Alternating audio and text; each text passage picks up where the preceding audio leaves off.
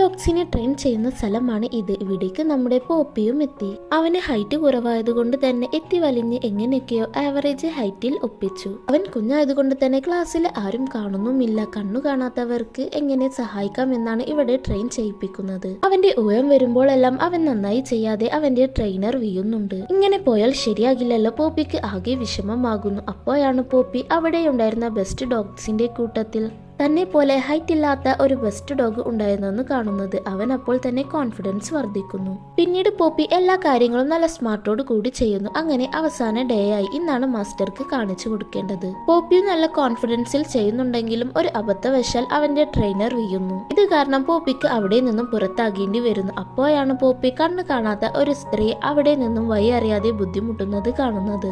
ഉടനെ തന്നെ പോപ്പി അവരെ പോയി സഹായിക്കുന്നു. ഇത് മറ്റുള്ളവരും കണ്ട് അവനെ പ്രോത്സാഹിപ്പിച്ചു. ഈ അക്കാദമിയിൽ തന്നെ ബെസ്റ്റ് ഡോഗായി പോപ്പിയെ തിരഞ്ഞെടുക്കുന്നു.